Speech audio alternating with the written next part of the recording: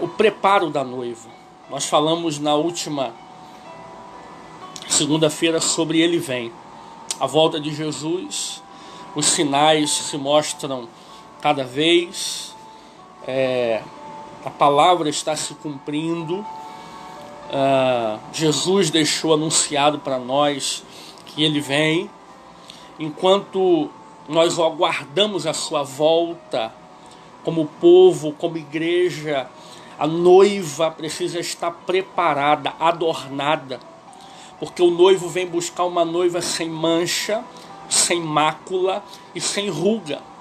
Uma noiva que vive para Ele, uma noiva que é dele, uma noiva que se apresenta para Ele da forma como o agrada. E neste tempo todo que nós temos vivido, essa quarentena, esse caos de pandemia, essa coisa toda, Deus tem nos falado muitas coisas. E não basta Deus nos falar, nós precisamos entender. E não basta entender, isso precisa se tornar uma realidade dentro de nós.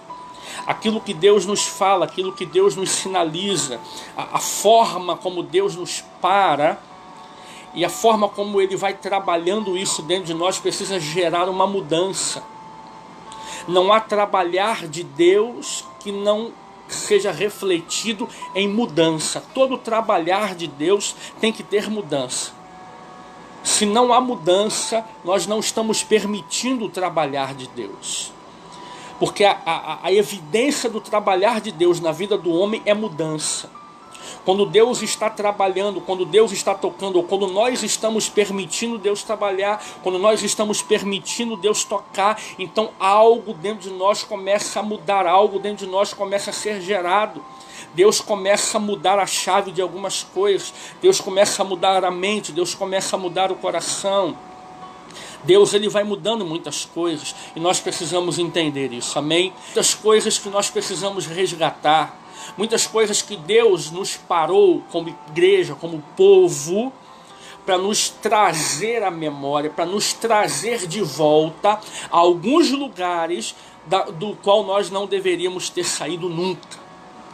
E Deus tem usado esse tempo, tem usado tudo isso que tem acontecido para poder nos trazer para perto dEle, nos trazer para os lugares aonde Ele mesmo quer que nós estejamos e fiquemos e permanecemos, amém? Abra sua Bíblia aí, livro do profeta Oséias, capítulo 6, a partir do verso 1, vamos ler até o verso 6. Assim nos diz a palavra do Senhor: Israel clamará, vinde e voltemos para o Senhor, porquanto Ele nos arrebentou, mas haverá de nos curar. Ele nos feriu, mas cuidará das nossas feridas. Passado 2 dias, Ele nos revivificará, e ao 3º dia nos erguerá e restaurará, a fim de que possamos viver em sua presença. Conheçamos e prossigamos firmemente, adorando e conhecendo ao Senhor. Tão certo como nasce o sol, sua vinda ocorrerá sobre todos nós, como as boas chuvas que vivificam a terra nos tempos apropriados. E o Senhor responde: que vos farei, ó Efraim? Que vos farei, ó Judá? Porque o vosso amor é como a neblina da manhã, como o orvalho que rapidamente se evapora. Por essa razão, eu vos abati por intermédio dos meus profetas. Eis que eu vos matei por meio da palavra da minha boca. E os meus juízos partiram no luzeiro como relâmpagos sobre todos vós. Afinal, o que desejo é o vosso amor, e não sacrifícios, entendimento quanto à pessoa de Deus, mais do que ofertas e holocaustos. Aleluia. Essa palavra aqui é uma palavra extraordinária, uma palavra tremenda, que fala e precisa falar muito a nós nesses dias. E eu dei um título para essa palavra aqui, e o título dessa palavra é Tempo de Avaliação. Essa palavra de Oséias, ela precisa mexer com o meu coração, como mexeu quando Deus me fez essa palavra saltar os olhos. E ela precisa mexer com o teu coração, precisa mexer com o nosso coração como igreja, como corpo de Cristo. Nós estamos aqui com essa proposta da madrugada com Deus, é podermos estar buscando a Deus, é podermos estar orando, é podermos receber do Senhor aquilo que Ele tem preparado para nós, e podermos entender os seus propósitos para nós nesse tempo, como igreja, como povo. E esse tempo é tempo de avaliação. E ninguém reconstrói nada que está inteiro. Se nós precisamos reconstruir algo é porque algo foi destruído. Se nós precisamos levantar algo é porque algo caiu. Se nós precisamos reconstruir é porque muitas coisas foram derrubadas.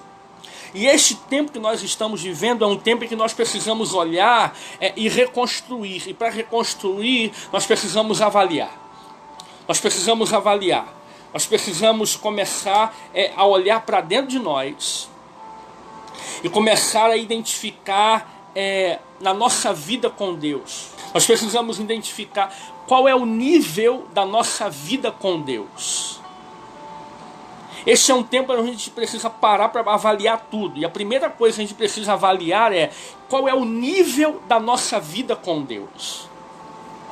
Qual é o grau de intimidade que você, que eu, qual é o nosso grau de intimidade com Deus? Será que há intimidade com Deus? Será que nós temos com Ele uma vida de intimidade? Será que nós estamos desenvolvendo com Deus e temos com Deus realmente uma vida de intimidade? Ah, pastor, mas eu tenho porque eu vou na igreja, eu vou no culto domingo, eu vou no culto em algum outro dia da semana, eu tenho um cargo na igreja, eu trabalho nesse cargo, eu executo alguma coisa. Preste bem atenção. Não é porque você frequenta uma igreja que você tem vida com Deus. Não é porque você sabe cantar algumas canções, não é porque você sabe decorar alguns versículos da Bíblia, que isso te faz ser alguém íntimo de Deus. Estar na igreja, pertencer a uma denominação, pertencer a um grupo, ir ao templo, executar algumas tarefas, cantar, louvar, decorar alguns versículos da Bíblia, isso não nos faz íntimos de Deus. Vamos, por exemplo, num casamento. Ser casado não é sinônimo de ser íntimo. Nem todo mundo que é casado é íntimo. Tem muitos casais que moram debaixo do mesmo teto, até dormem na mesma cama, mas não têm uma vida de intimidade. Não desfrutam de uma vida de intimidade. Estão casados. Estão no mesmo ambiente. Alguns dormem até juntos na mesma cama, mas não têm intimidade. Quando nós pensamos sobre isso, sobre esse exemplo, nós entendemos que intimidade não é estar no mesmo lugar. Intimidade não é fazer parte do mesmo ambiente. Não é estar junto todos os dias. Se fosse assim, o povo que pega o trem e o metrô todo dia ia ser a família mais unida do mundo, né? Pega o trem e o metrô 5, 6, 7 horas da manhã, todo mundo espremido, todo mundo pega o trem naquele horário, o metrô naquele horário, todo mundo vai junto, agarrado, aquela aglomeração de gente, e nem por isso todo mundo que está ali tem intimidade. Estão juntos, todos os dias, no mesmo lugar, ocupando o mesmo ambiente, mas não tem intimidade. Muitos sequer sabem o nome um do outro, só estão juntos. Ou seja, ocupar o mesmo lugar, estar no mesmo lugar, estar no mesmo ambiente, não significa ter intimidade. Se fosse assim, a galera do trem e do metrô seria a família mais unida e mais feliz da face da terra. Intimidade, o que é intimidade, pastor? Intimidade é pertencer ao outro. Intimidade é pertencer ao outro. Desfrutar da vida do outro.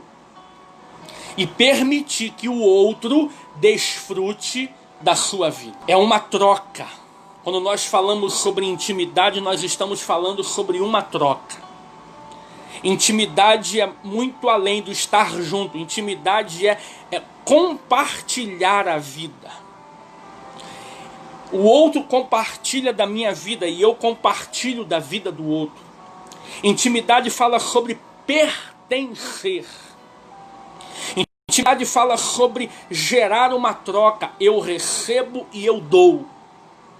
Quando nós vamos entendendo sobre intimidade, quando nós vamos entendendo a profundidade do que é intimidade, então nós vamos entendendo, e muitas das coisas que nós pensávamos ser intimidade, nós vamos entendendo que não é. Intimidade é ter esse senso de pertencimento.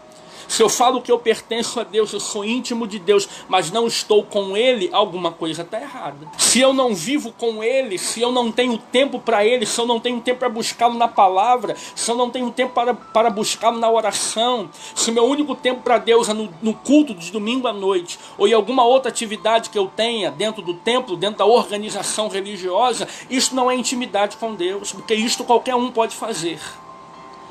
Intimidade é pertencer, intimidade é troca, intimidade é estar interligado. Quando nós olhamos para o texto, lá em Lucas, no capítulo 24, a partir do versículo 13 até o 25, fala sobre os discípulos no caminho de Emaús. Ora, Jesus havia sido crucificado, já havia ressuscitado ao terceiro dia, e agora ele se apresenta às mulheres. As mulheres falam para os discípulos, os seguidores de Jesus: olha, Jesus ressuscitou. Os discípulos vão lá atrás de Jesus. Jesus depois aparece aonde aqueles discípulos estavam, na casa onde eles estavam escondidos. Ele se revela a eles. Passado isso, o final do dia do domingo, está voltando 2 discípulos. Um deles, a Bíblia relata o nome de um deles, que era Cleopas. Não é Cleópatra, é Cleopas. Um dos discípulos está voltando junto com o outro. Estão voltando para sua casa, que fica em Emaús, a aldeia chamada Emaús. Por isso, a caminho de Emaús, ou o caminho de Emaús. Ficava cerca de 11 quilômetros de distância de Jerusalém, de onde eles haviam saído. E de repente, no meio do caminho, quem é que aparece para aqueles discípulos que eram discípulos de Jesus? Andaram com Jesus, viram Jesus fazer milagres, ouviram Jesus falar que seria crucificado, que ao terceiro dia iria ressuscitar. Agora aqueles discípulos estão voltando para casa, cabisbaixos, tristes, conversando sobre o que havia acontecido. Aí entra Jesus no meio do caminho, e vão conversando com eles. E Jesus pergunta: vem cá, o que vocês estão falando? Sobre o que vocês estão falando? Aí aqueles discípulos de Jesus, além de não reconhecerem Jesus, falam: por acaso tu és o único em Israel que não está sabendo da última notícia? Não deu uma olhadinha no Facebook hoje? Não deu uma olhada no Instagram? Não deu uma olhada no jornal? Nos noticiários? Crucificaram Jesus. Nós seguíamos ele, nós vimos ele fazer os seus milagres. Ele foi crucificado e hoje já é o terceiro dia. E ele disse que iria ressurgir, mas nós não vimos nada. Está certo que algumas mulheres foram lá e falaram que viram ele ressuscitar. Alguns discípulos também, mas nós não vimos nada. Nós pensávamos que ele seria o libertador de Israel. Nós pensávamos que ele iria reinar, iria nos libertar da mão do domínio romano, e nada aconteceu. Então Jesus fala para eles: vocês são tolos de entendimento, honestos de coração. Vocês não creem no coração, vocês são tolos de entendimento. tudo isso não foi profetizado que iria acontecer? Então Jesus começa falando desde o tempo de Moisés até aquele tempo, toda a palavra, lembrando aqueles homens do que a Escritura dizia a respeito de Jesus. E quando chega na casa daqueles discípulos, Jesus faz com que ia continuar a viagem e aqueles discípulos, não, entra na nossa casa, está tarde, vem cear conosco. Vamos parar por aí, depois a gente continua e eu sei que você sabe o final dessa história. Mas o que está acontecendo aqui? Os discípulos no caminho de Emaús estavam junto com Jesus, mas não desfrutavam da intimidade de Jesus. Não acreditavam que ele havia ressurgido e não o reconheceram enquanto estavam com ele andando no caminho. Eles eram discípulos de Jesus. Eles viram Jesus operar os milagres, eles viram Jesus falar sobre o que iria acontecer, mas eles estavam voltando para casa e não acreditavam naquilo que os outros contaram, não acreditaram naquilo que Jesus havia afirmado. Ora, eles eram discípulos de Jesus, estavam caminhando com Jesus, caminharam com Jesus antes, agora estavam no caminho literalmente, caminhando lado a lado com Jesus, mas não reconheceram Jesus. Aqueles discípulos estavam juntos com Jesus, mas não tinham uma vida de intimidade com Jesus. Eles não desfrutavam da intimidade com Jesus. E olha como é que isso é perigoso. E olha como é que isso precisa falar ao meu e ao seu coração.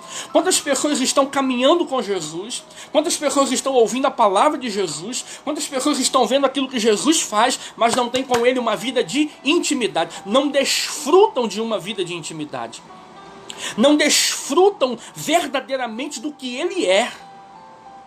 Conhecem Jesus pelo que ouvem das pregações, conhecem Jesus pelo que foram crescendo, vendo e ouvindo falar, mas não tiveram uma vida de intimidade com Jesus.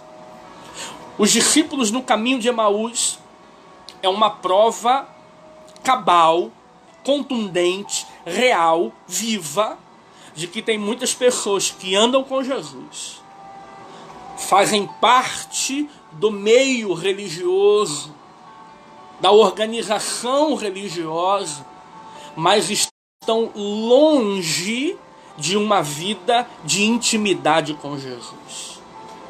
Isso precisa falar comigo, meu irmão. Isso precisa falar com você. Isso precisa acender uma luz dentro de nós. Porque este tempo é tempo da gente poder parar, é tempo de avaliação. Nós temos andado com Jesus com intimidade, ou nós temos andado com Jesus apenas por pertencermos a uma igreja, pertencermos a um grupo religioso, pertencermos a um grupo cristão? Como é que tem sido a nossa caminhada com Jesus?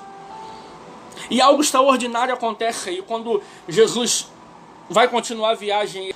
Fica conosco aqui, já está tarde. Então Jesus atende o pedido e eles vão comer. Já era tarde, já era noite. E eles vão comer. E quando eles se assentam na mesa, presta atenção, mesa é lugar de comunhão.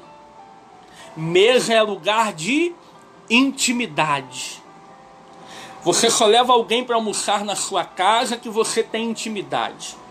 Você só vai almoçar na casa de alguém que você conhece, que você tem intimidade. Você convida alguém para almoçar em algum lugar, algum restaurante, alguém que você conhece, alguém que você tem intimidade.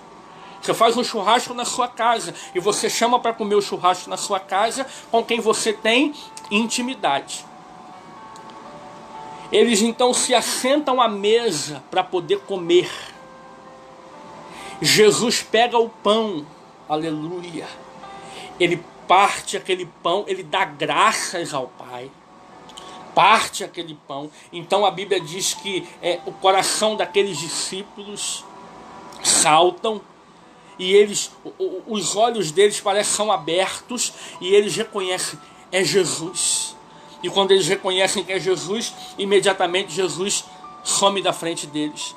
E eles então começam a dizer: então enquanto ele nos falava à beira do caminho, por isso que o nosso coração estava incendiado, por isso o nosso coração queimava, porque era Jesus. Aqueles discípulos só reconhecem que é Jesus quando eles se assentam à mesa para poder partir do pão. Ou seja, quando eles se assentam num ambiente de intimidade com Jesus. A partir do momento que eles se assentam no ambiente de intimidade com Jesus, eles reconhecem que ele é Jesus. Ei, nós seremos discípulos de Jesus de verdade quando nós estivermos assentados com ele, vivendo uma vida de intimidade, na mesa, na comunhão, desfrutando do partir do pão, desfrutando da intimidade.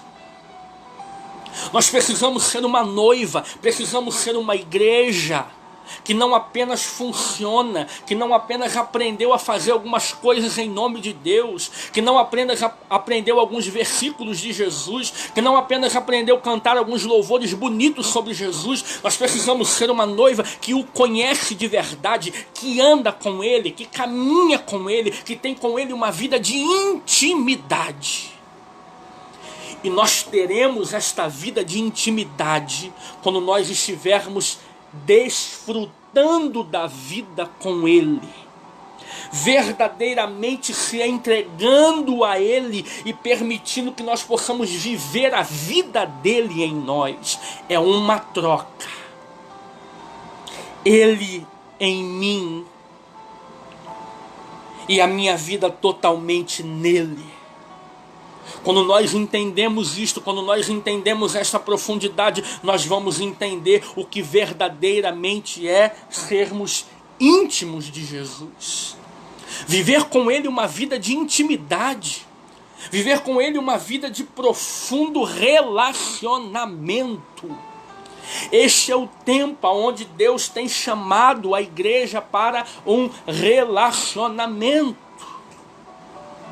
Na live de hoje, pastor João com o pastor Paulo, pastor presidente da nossa igreja, ele está falando sobre isso, sobre o lugar secreto, sobre estarmos com Jesus, estarmos na presença de Deus. Nós falamos aqui, quando Jesus foi crucificado, o véu foi rasgado e nós temos livre acesso à sala do trono. Nós estamos impedidos de ir ao templo, cultuar no templo, mas a porta do Santo dos Santos ela está aberta e eu posso ir à presença do Pai, eu posso ir ao Santo dos Santos, eu posso estar com Ele todos os dias, eu posso abraçá-lo, eu posso me render aos pés dele na sua presença. Senhor, eu vim aqui para te adorar, eu vim aqui para te bendizer, eu vim aqui para cultuar o teu nome. Não é só no templo.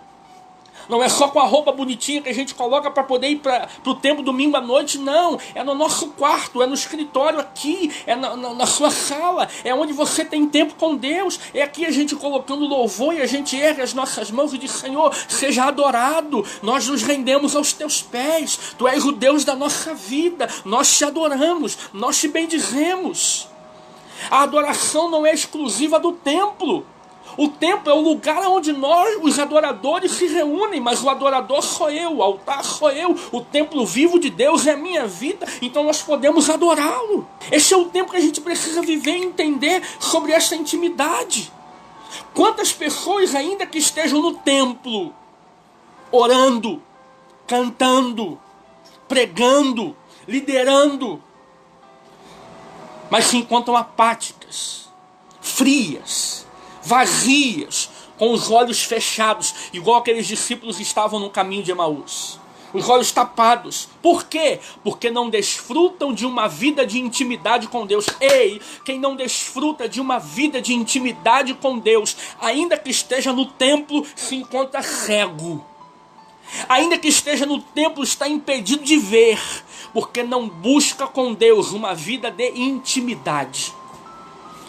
Deus não nos chamou para trabalharmos para Ele. Deus nos chamou para estarmos com Ele. Deus não chamou para fazermos algumas coisas para Ele. Deus nos chamou para estarmos em unidade, intimidade com Ele. Deus não elegeu serviçais. Deus formou adoradores. Deus instituiu filhos. E filho quer estar junto do Pai, quer estar colado com o Pai, quer ter intimidade com o Pai. Porque ele sabe que estando com o Pai ele está seguro, protegido. Com o Pai ele tem resposta. Com o Pai ele tem provisão. Com o Pai ele tem segurança. Com o Pai ele tem certeza. Com o Pai ele está seguro na pandemia, no caos financeiro, nessa apocalipsicada toda que está se demonstrando por aí, desse vendaval inteiro. Eu estou com o Pai. Céus e terra passarão, mas as palavras do meu Pai não hão de passar. Reinos se movem, montes se abalam, mas o meu Deus continua firme e eu estou nele. Tudo pode ser abalado, mas eu estou firmado na rocha que é Jesus. Então eu não serei abalado, porque eu estou com ele. Só quem desfruta disso é quem desfruta de uma intimidade. Aquele que habita no esconderijo do Altíssimo descansará à sombra do Todo-Poderoso. Quem é que vai descansar à sombra do Todo-Poderoso? Aquele que habita. Tem muita gente apenas querendo dar uma passeadinha pela sombra do Todo-Poderoso. Tem muita gente apenas querendo visitar a sombra do Todo-Poderoso. Não, aquele que habita, aquele que está com ele, aquele que mora, aquele que tem intimidade, aquele que pertence a ele, aquele que tem, troca a vida de Deus nele, a vida dele pertence ao Senhor. Aquele que habita no esconderijo do Altíssimo. Não é para quem visita, não é para quem passeia, não é para quem vai lá de vez em quando, não. É habitar no esconderijo do Altíssimo. É desfrutar de uma vida de comunhão, de intimidade. É parar para ouvir a sua voz, aleluia. É parar para receber o toque do seu Espírito na vida, no coração. É parar para poder desfrutar da presença dele. A gente vai, não é para pedir nada, é para dizer: Senhor, eu vim aqui porque eu quero a tua presença. Eu quero me lançar nos teus braços. Eu quero ouvir a tua voz. Eu quero mais de ti, Senhor. É esse entendimento que nós precisamos ter sobre o que é intimidade. Esta avaliação que nós precisamos fazer. Ele vai falar: vinde, voltemos ao Senhor, porque ele nos fez a ferida, mas ele mesmo vai sarar a ferida que ele fez. Nós precisamos voltar para o Senhor, pois somente nele nós seremos curados. Somente nele nós seremos restaurados. Somente nele nós seremos avivados. Nele nós temos a certeza de que há esperança, de que há cura, de que há libertação. As coisas podem fugir ao nosso controle. As coisas podem fugir do controle do homem. E o que está acontecendo hoje no mundo está provando isso. A nação mais poderosa da Terra, Estados Unidos, hoje se encontra é o país que mais casos tem dessa pandemia, desse coronavírus. É o país que mais gente está morrendo. Um país tão poderoso e outros países tão poderosos não são capazes de controlar um vírus. O homem perde o controle. Do homem foge o controle, mas de Deus nada foge ao controle. Deus está permitindo tudo isso. Se isto é uma conspiração, se isto foi usar arma química da China para poder causar o caos no mundo, para que eles possam se beneficiar disso, se isso é um vírus a esmo, não interessa. O que interessa é Deus permite tudo isso. Muitas pessoas podem olhar e falar: mas como é que Deus permite tudo isso? Deus, ele perdeu o controle. Deus não perdeu o controle de nada. Deus não perdeu o controle da história.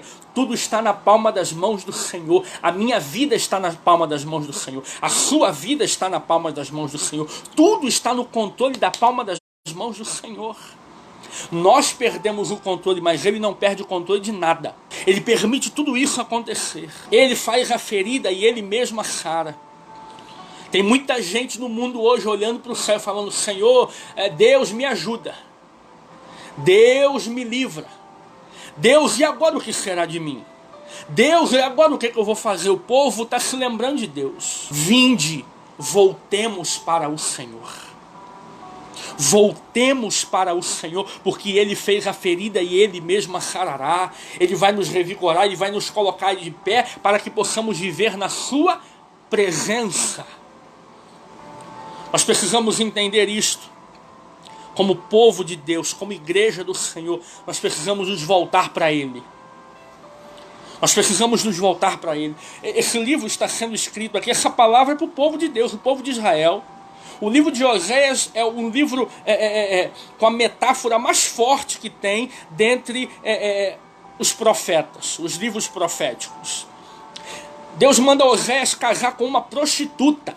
A prostituta abandona ele e vai se prostituir de novo.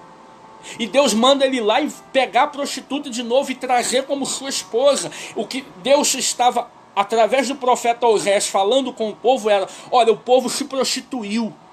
O povo está indo diante de outros deuses. O povo me abandonou. O povo está vivendo a sua própria vida. O povo está vivendo a sua própria maneira. O povo está vivendo do seu próprio jeito. O seu povo tem se colocado de forma impura, de forma suja, tem me abandonado. E o que Deus está falando é: o povo foi para longe. O povo se distanciou de mim. Mas o meu amor permanece o mesmo. Eu faço a ferida e eu curo para que o povo possa me reconhecer, voltar-se para mim e viver na minha presença. Aleluia! Glória a Deus por esse Deus misericordioso. Aleluia por esse Deus de amor. Porque Ele não abre mão da minha vida, Ele não abre mão da sua vida, Ele não abre mão de todo aquele que entende: eu preciso voltar. Não basta viver com Ele indo num culto de domingo, num culto de dia de semana, fazendo algumas coisas. Eu preciso viver em intimidade com Ele. Eu preciso viver para Ele da forma que o agrada. Não da forma como me agrada. Eu não posso viver um evangelho. Eu tenho que viver o evangelho da cruz. De negar a mim mesmo, de tomar a minha cruz e seguir a Jesus. Eu preciso ter esse entendimento. Eu preciso voltar ao Senhor. Eu preciso me voltar para Ele. Este é o tempo, querido, de nós, povo de Deus, nos voltarmos para o Senhor. Abandonarmos aquilo que é nosso, os nossos achismos, as nossas teorias, aquilo que nós imaginávamos ser algo tão extraordinário e interessante. Precisamos nos voltar para o Senhor. Precisamos nos voltar para o Senhor. Precisamos nos voltar para Ele. Porque Ele fez a ferida e Ele a sarará. Desfrutar da intimidade de Deus é querê-lo cada dia mais. É nunca se conformar com o que você já tem, com o que você já sabe de Deus. É ter mais fome, é ter mais sede. É não querer água somente no tornozelo, na canela, na cintura, mas é querer mergulhar fundo no rio de Deus. Intimidade com Deus é querer mais. Conheçamos e prossigamos em conhecer ao Senhor.